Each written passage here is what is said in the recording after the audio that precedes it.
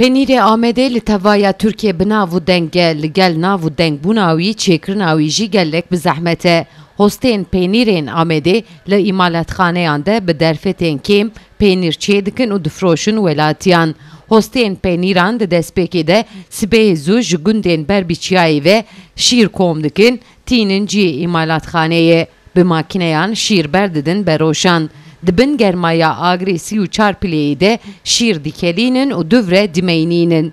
Meyandina wî dora saetekî didome.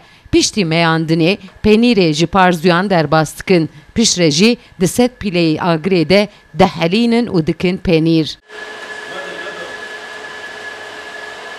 Li gor hostên penîran taybetmendiya tema penîrê Amedê ji ber çerandina heywanan û hewa û ava Amedê tê. Lewra hemî tişt di xwezayê de çê dibin. Serê sibê saet 4 de radibin. Heştê û çar mala tek tek em mal qapiyê wan digerin, tek tek va şîra top dikin. Belakî zehmetî ama degmîş dibe çikî penêrê me tûtilmîş dibe, tema wî xweş e, doğal e.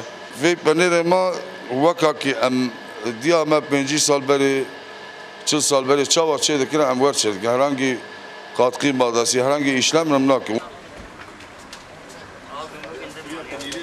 Li gor penîr firoşan jî penîrê Amedê cur bi cur û bi şikil şikil e. Ji aliyê din ve jî patenta penîrê Qerejdağê di destê Amedê de ye. Lê belê dibêjin xwediyê wan nîne ku karê xwe pêşbixînin. Lewra gazinan dikin ku dewlet piştgirî nade penîr firoşan ku fabrîqeyên penîr çêkirinê li Amedê vekin. Diyarbakır'da du hep gıdê madesi olarak yek jî sebeşi tecillenmiş, yek jî Diyarbakır penîrê Helandî bi nav û dengê. Yo penîrê Diyarbakır li bölge Karecedağ, bölge Aliye Çınarê û nêzîkê Mêrdîn wan nêzîkê Dêrkê wan penîrê Helandî tê çêkirin. Yine tek sıkıntıyak me heye li vê coğrafiyê li vê bölge Güneydoğu'yê de devlet yeterince ji van coğrafî işaretî destekê nade gelê Güneydoğu'yê wan.